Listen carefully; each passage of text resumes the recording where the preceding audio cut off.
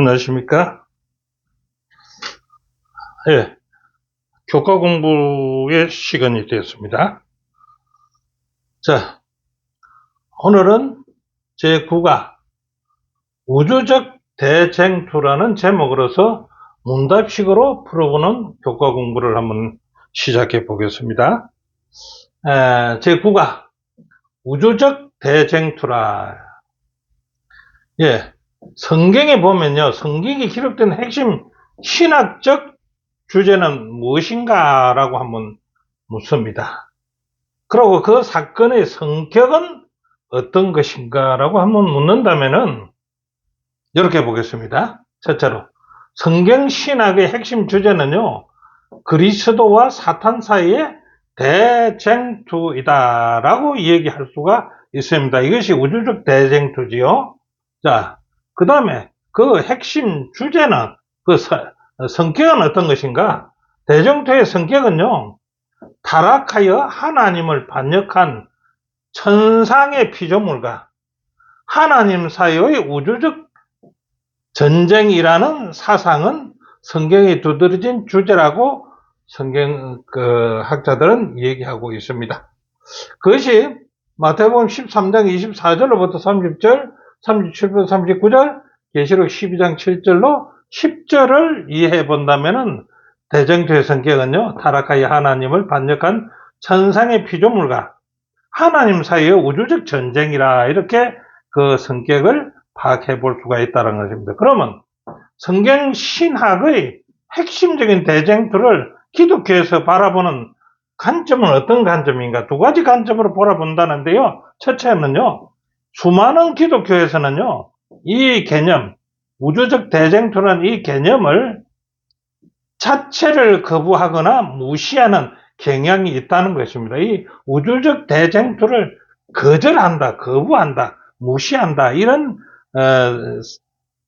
경향이 있는가 하면은, 그러나 성경의 관점에서 볼 때 마귀와 그의 천사들이 하나님의 정부에 대항하는 우주적 대쟁투라는 주제는 중요한 사실인데, 이것은 우리 재림교회의 주제가 아닌가 싶습니다. 자, 이번 과에서는요, 중점적으로 알아볼 중요한 쟁점, 우주의 대쟁투에서 그 쟁점은 무엇일까? 자, 성경 어디서도 하나님과 사탄 사이에 우주적 쟁투가 있다고 가르치고 있는가라는 것을 우리가 성경에서 찾아볼 것이고요. 두 번째는 성경은 그 갈등의 본질을 무엇이라고 말하는가를 살펴볼 것입니다. 자, 그래서 이번 주 그 기억절은 보면요, 내가 너로 여자와 원수가 되게 하고, 그래서 이게 여자와 원수가 되게 한다는 이 내가 너로 여자와 원수가 되게 하고, 내 후손도 여자의 후손과 원수가 되게 하리니 여자의 후손은 내 머리를 상하게 할 것이요 너는 그의 발꿈치를 상하게 할 것이다. 이게 쟁투가 아니겠습니까? 대쟁투가 아닌 얘기죠. 근데 이 기억절을 보면요, 이 땅에 일어나는 대쟁투라 이겁니다. 그래서 여자와 원수가 되게 하고 그 후손도 여자의 후손과 원수가 되게 하리니, 이거는 오늘 우리의 세대까지 내려온다는 거 아닙니까? 그리고 여자의 후손은 네 머리를 상하게 할 것이고, 너는 그의 발꿈치를, 여자의 후손의 발꿈치를 상하게 할 것이니라 라고 하는 것이 오늘날까지 내려오는 대쟁투가 아니겠느냐, 이렇게 볼 수가 있다는 것입니다. 자, 첫째는 원수가 이렇게 하였구나라고 하는 제목입니다. 그게 이제 마태복음 13장 2절로부터 40절에 있는 우리가 잘 아는 가라지 비유지요. 자, 그걸 한번 살펴보십니다. 악이 사탄의 소행이라면은 왜 하나님은 당장 해결해 주지 않는 이유는 무엇인지를 우리 마태복음 13장 29절에 보면은 나온다 이겁니다. 그래서 마태복음 13장 2절로부터 40절을 쭉 읽어보면 가라지 비유가 나오는데, 가라지 비유는 이런 스토리로 되어 있죠. 밭 주인은요, 밭에다 좋은 씨만 뿌렸습니다. 그러고 가꾸고 있었는데 어느 날 종이 주인에게 와서 이렇게 말합니다. 밀사에서 가라지가 돋아나고 있습니다 라고 보고를 합니다. 그러면서 종이 주인에게 이렇게 말합니다. 주여, 밭에 좋은 씨를 뿌리지 아니하였나이까? 그런데 가라지가 어디서 생겼나이까? 라고 이제 종이 주인에게 묻습니다. 자, 그러면 주인이 어떻게 대답합니까? 주인이 가로되, 아, 그거 원수가 이렇게 하였구나, 라고 얘기합니다. 이거는 우리 죄에 대한 인간의 관계를 얘기하는 거 아니겠습니까? 예, 가라지 비유가. 자, 왜 악이 현재까지 이 세상에 존재하고 있는가? 그 이유를 한번 살펴보자죠. 이 가라지 비유 속에서. 그래서 주인이 가로되 원수가 가라지를 이렇게 하였구나, 악을 뿌렸구나, 라고 얘기하지요. 그게 종들이 이렇게 다시 말합니다. 그러면은 우리가 가서 그 가라지를 뽑기를 원하나니까 뽑아버릴까요? 라고 이제 주인에게 얘기합니다. 그러니까 주인이 뭐라고 합니다. 주인이 가로되 가만두어라. 왜 가만두어라 했을까요? 가라지를 뽑다가 곡식까지 뽑을까 염려가 되니까 가만히 두어라. 이 악을 지하지 말고 가만히 두어라. 이래. 그래서 둘 다 추수 때까지 함께 자라게 두어라. 종들에게 이렇게 합니다. 추수 때에 내가 추수꾼들에게 말하기를 가라지는 먼저 거두어서 불사르게 단으로 묶고 곡식은 모아 내 곳간에 넣으리라, 이렇게 얘기합니다. 자, 이 비유는요, 하나님은 마침내 악을 종식하실 것이다. 그런데 지금까지 놔둔 것은 혹시 가라지 뽑다가 알고까지 상하게 만들까, 그 염려 아니겠습니까? 그것을 너무 일찍 뿌리 뽑으면 선의 해를, 악을 뽑다가 선의 해를 끼치며 의도치 않는, 돌이킬 수 없는 피해가 발생할 수 있으니까 그냥 가만두어라. 그래서 오늘까지 이 악은 우리에게도 내려오고 있다는 것입니다. 자, 가라지 비유의 주인은 누구며 예수님은 이 비유를 어떻게 설명하는지 한번 볼까요? 예, 설명을 한번 합니다. 좋은 씨를 뿌리는 이는 누구라고요? 인자요. 주인이 예수님이라 이거죠. 두 번, 밭은 무엇일까요? 세상이라고 했습니다. 좋은 씨는요, 천국의 아들들이라고 하면 천국의 아들들 사람들이 좋은 씨라죠. 그럼 가라지는 뭔가요? 가라지는 악한 자의 아들을 가라지라고 했습니다. 자, 가라지를 심은 원수는 누굴까요? 마귀라고 얘기합니다. 자, 그럼 추수 때는 언제 있나요? 세상 끝이라고 말합니다. 그 추수꾼은 누굴까요? 천사들이라고 예수님이 이렇게 세밀하게 설명을 해 줍니다. 그래서 우리는 이 원수가 이렇게 한 가라지의 비유는 악과 선에 대한 얘기라고 우리가 볼 수가 있을 것입니다. 자, 저자는 교훈을 이렇게 합니다. 하나님은요, 결국 악을 종식하실 것이지만은 그것을 너무 일찍이 뽑다가 선의 해를 끼칠 의도하지 않는 피해가 발생할 수 있기 때문에 그것을 마지막까지 두라라고 저자는 얘기하고 있습니다. 자, 둘째 날은요, 이 땅의 대쟁투의 기원입니다. 자, 이 땅의 대쟁투는 어떻게 시작이 되었을까? 기원, 시작한 때, 시작한 것은요, 하나님이 세상을 전적으로 선하게 창조하셨다면은 악이 대체 어떻게 생겨났을까? 하나님이 세상을 전적으로 선하게 창조하셨을까요? 네, 한번 봅시다. 창세기 1장 31절에요. 하나님이 그 지으신 모든 것을 보시기에 심히 좋았더라.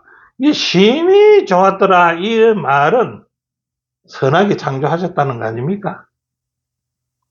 자, 그래서요, 이 해설을 한다면은 하나님께서 이 지구를 창조하실 때는 악의 흔적이 전혀 없었습니다.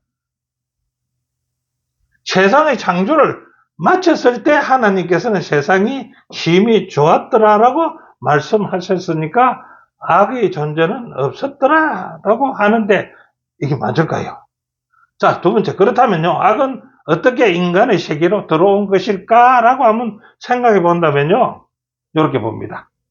첫째, 뱀이 나옵니다. 에덴 동산에, 하나님이 세상을 창조한 에덴 동산에 몰래 숨어 들어온 사탄은요, 하나님의 지으신 덜 짐승 중에 가장 강교한 뱀을 이용해서 여자에게 물어 가로되 하나님 참으로 너희들 동산 모든 나무의 실과를 먹지 말라 하시더냐라고 여자에게 말을 겁니다. 자, 이 여자가, 에덴 동산의 여자가 뱀에게 말하되 동산나무의 실과는 우리가 먹을 수 있다. 그러나 동산 중앙에 있는 나무의 실과는 하나님의 말씀에 너희는 먹지도 말고 만지지도 말라. 너희가 죽을까 하노라 하셨다는 것입니다. 그런데 뱀이 또 어떻게 또 말합니까? 여자에게 이르되 너희가 결코 죽지 아니하리라. 정녕 죽으리라는 말과 결코 죽지 아니하라. 너희가 그것을 먹는 날에는 어떻다고 꾀는 겁니다. 너희 눈이 밝아서 하나님과 같이 되어 선악을 알게 할 줄을 하나님이 아신다는 이 거짓말을 사탄은 뱀은 여자에게 얘기해 줍니다. 자, 여기서 어떻게 됩니까? 자, 이 여자가 두 가지 길에서 선택을 해야 되겠지요. 정녕 죽으리라는 것과 결코 죽지 않으리라는 말은 인간 자유의지의 선택이 주어졌습니다. 이제 자, 어떤 것을 선택할 것인가? 성경에서 등장하는 이러한 논쟁의 본질은요, 주로 누구를 믿고 무엇을 믿을 것인가에 관한 것이 될 수 있다. 이는 그 자체가 사랑의 문제로 결론이 된다는 것입니다. 누구를 사랑하고 누구를 사랑하지 않느냐, 누구를 말을 듣고 누구의 말을 듣지 아니할 것인가는 문제로 결론이 된다 이거죠. 왜냐하면 당신이 누군가에 대해 가지는 믿음의 관계도 있다 이거죠. 그가 어떤 사람인지, 그를 신뢰할 수 있는지 여부는 당신이 그 사람을 사랑하고 신뢰할지에 영향을 끼치고, 그 경우에는 그가 하는 말을 들을 것인지 여부에 깊은 영향을 미친다라고 125페이지의 저자는 기록하고 있습니다. 자, 어느 것을 선택할 것인가라는 것이 문제가 되어서 여자의 선택은 어떻겠습니까? 너희 눈이 밝아 하나님과 같이 되어 선악을 알 줄 하나님이 아셔서 따먹지 말라는 그 거짓말에 여자는 속아 넘어갔을 것입니다. 자, 교훈은 이렇게 합니다. 옛뱀은요, 하나님의 성품에 대한 의심하게 하고요, 그분의 말씀에 도전하여 이 땅의 대쟁투를 시작을 했습니다. 이 논쟁은 누구를 믿느냐의 문제이며 사랑의 문제로 귀결이 된다라고 했습니다.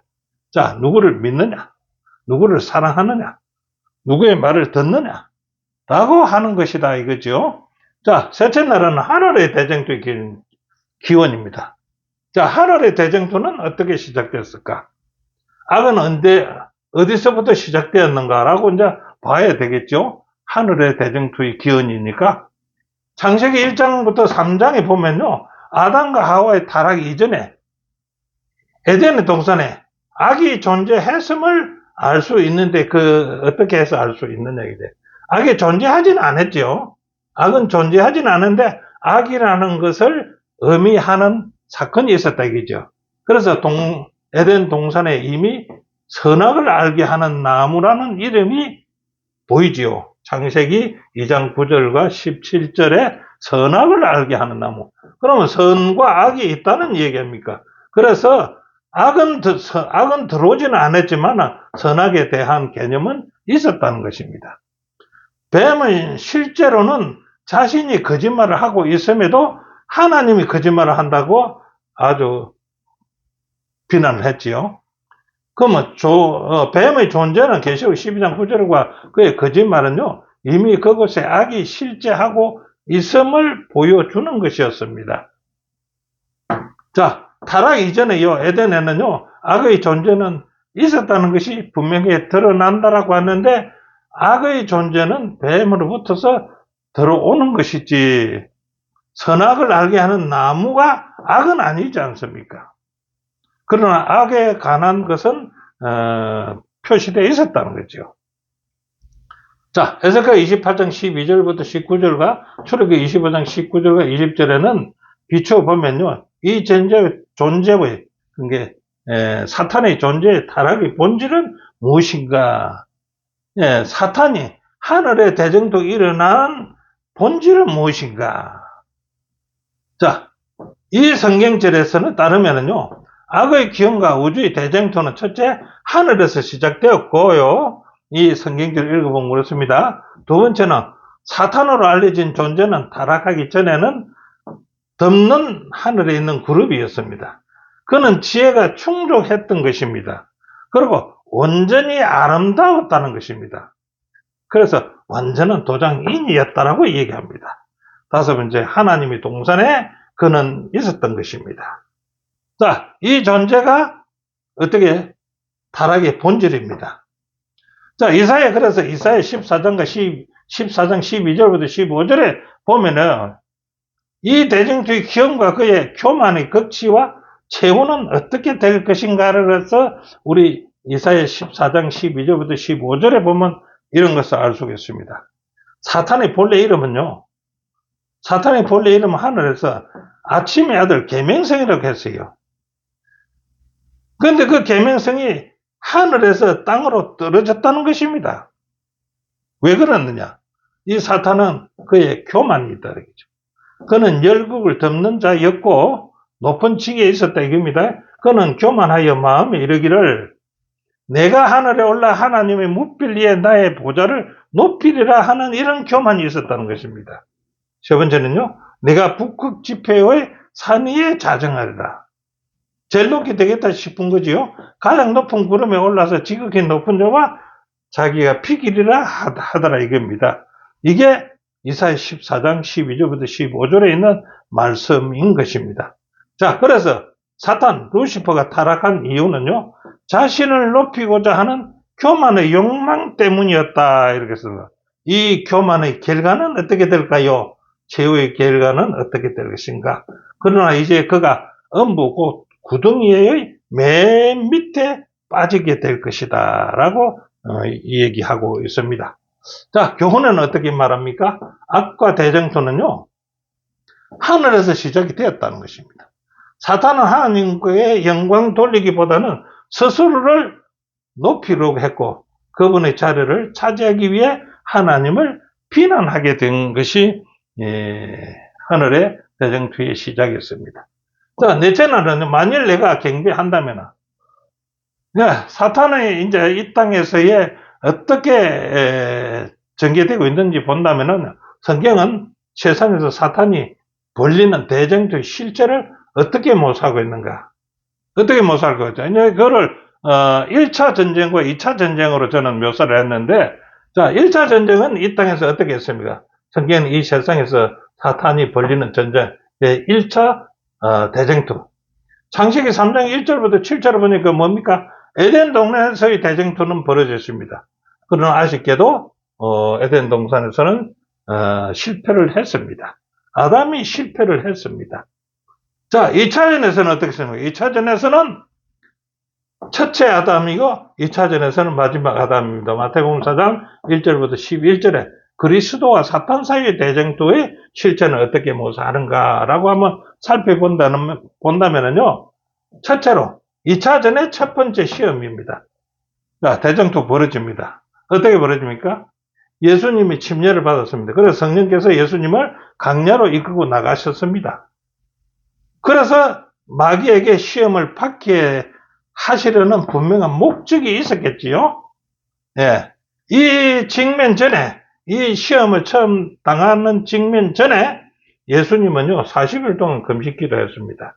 자, 이제 지칠 대로 지쳐 있는 예수님에게 마귀는 예수님의 극심한 배고픔을 이용해서 자, 돌을 빵으로 바꿔서 먹어봐라라고 유혹을 합니다.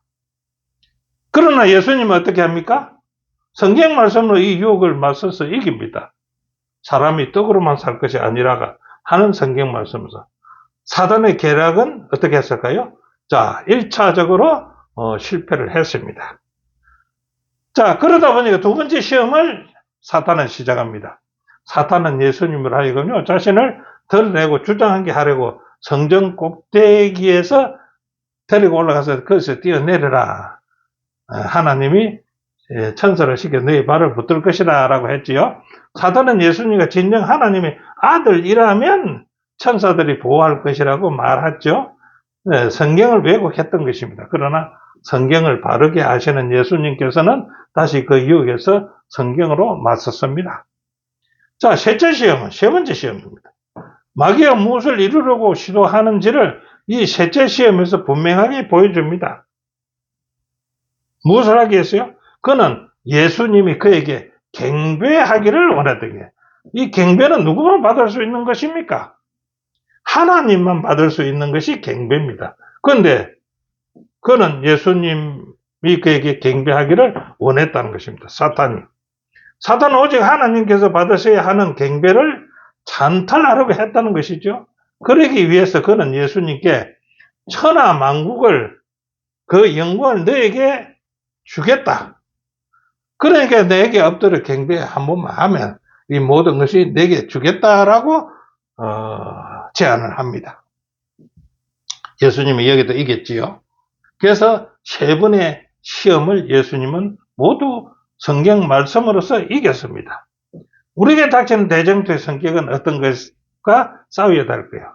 우리도 만약 어떠한 시험이 닥치더라도 우리는 말씀으로서 이겨야 되겠다 이거죠. 에베소 6장 12절에는 우리의 씨름은 헬과 육에 상대하는 것이 아니요 통치자들과 권세자들과 이 어둠의 세상 주관자들, 이 세상 어두운 주관자들 누굽니까? 사탄이요. 사탄과 하늘에 있는 악의 영들하고 우리는 싸워야 되는데 우리의 싸움은 이런 싸움에서 어떻게 해야 되느냐? 말씀으로서 예수님 이긴 것 같이 우리도 말씀으로서 이겨야 되겠다 하는 거 아니겠습니까? 자, 교훈은 이렇게 말합니다. 광야에서 예수님께 주어진 시험은 대쟁투의 실체를 보여준다고 했습니다. 사단은 오직 하나님이 받아야 하는 경배를 찬탈하려고 나에게 경배하려고 했지만 그분의 말씀으로서 모든 시험을 다 이기셨다라고 교훈에는 얘기합니다. 자, 다섯째 날은 우주적 대쟁투의 본질입니다. 자, 우주적 대쟁투의 본질은 어떨까요? 과연 우주적 대쟁투가 가능한가? 가능할까요? 몇 가지 의심을 가져보기로 합니다. 가능한지 안 한지. 하나님과 피조물인 사탄과의 싸움이 과연 가능하긴 한가요? 우리가 볼 때 가능하지 않다라고 할 거 아닙니까? 싸움으로. 누가 전능하신 하나님을 대적할 수 있겠습니까? 그렇죠? 의심이 갑니다. 만약 대쟁투가 순전히 힘의 싸움이라면 그것은 시작하기도 전에 이미 끝났을 것이다 라고 저자는 얘기하고 있습니다. 자, 그렇다면요, 이 싸움은 어떤 종류의 싸움일까요? 네, 이 대쟁투의 싸움은 어떤 싸움일까요? 그리고 그 싸움의 본질은 무엇인가라고 한번 묻는다면은 성경은 이 논쟁이 하나님의 성품에 관한 싸움이라는 것입니다. 그러니까 헬과 육의 싸움이 아니고 하나님의 성품에 관한 싸움이 있다 얘기죠. 자, 사단은 하나님은 실제로 선하고 사랑이신 분이 아니라는 주장에 대해서 논쟁을 벌린다는 것입니다. 자, 두 번째는 이러한 주장은요, 힘이나 폭력으로 싸워 이길 수 있습니까? 그거는 폭력으로서 이길 수 있는 것은 아니라는 것이죠. 자, 이것은 대립하는 두 성품을 비교함으로써만 반박할 수가 있고 이길 수 있다. 두 성품 뭡니까? 하나님의 성품과 사탄의 두 성품에서 비교하면은 우리는 이것을 이길 수가 있다. 이렇게 얘기됩니다. 자, 대쟁투에서 하나님의 전술과 사탄의 전술은 어떻게 다른가? 자, 하나님의 전술과 사탄의 전술. 하나님의 전술은 뭡니까? 첫 번째로 하나님께서는 죄의 문제를 다루실 때 오직 의와 진리만을 사용하실 수 있으셨다. 하나님은요, 진리를 가지고 하나님의 전술은 진리뿐입니다. 사탄의 전술은요, 많습니다. 사탄은 하나님께서 사용하실 수 없는 아첨과 기만을 사용합니다. 두 번째는요, 하나님의 말씀을 그릇되게 전합니다. 사탄이요. 세 번째는 하나님의 정보의 방침을 천사들 앞에 잘못 나타내고 있습니다. 네 번째는 하나님께서 하늘 주민들에 대한 율법과 법칙이 공정하지 않다고 소문을 냅니다. 다섯 번째, 피조물의 복종과 순종을 요구하는 것은 하나님 자신만 높이려고 한다고 거짓 주장을 하고 있는 것이 사탄의 전술입니다. 자, 대쟁투의 본질은요, 믿음, 곧 하나님의 성품에 대한 믿음까지 포함한 믿음에 관한 것임을 다시 한번 보여준다라고 저자는 131페이지에 기록했습니다. 자, 교훈은요, 대쟁투의 본질은 하나님에 대한 믿음에 가는 것이며 그분이 온전히 선하고 사랑하는 분이신지 그분의 정부가 공의롭고 율법이 완전한지를 실증하는 것이 되는 것입니다. 대쟁투가요. 하나님에 대한 실정을 나타내 보입니다. 자, 오늘은 여기까지 하고 그다음 결론을 한번 살펴본다면 그렇습니다.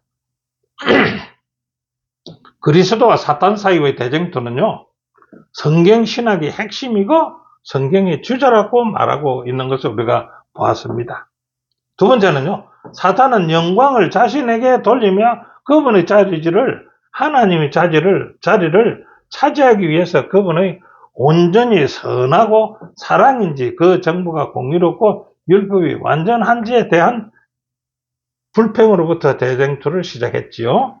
자, 세 번째는 하나님은 사랑이시기에 악을 바로 멸하지 않으시고 그것이 온전히 드러날 때까지 기다리고 계신다는 것입니다.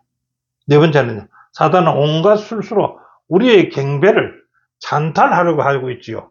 우리는 예수님의 승리를 본받아서 말씀으로 사탄의 괴계를 이겨내야 되지 않겠습니까? 자, 오늘 공부는 여기까지입니다. 네, 함께 공부해 주신 여러분 대단히 감사합니다. 다음 주에 다시 뵙겠습니다.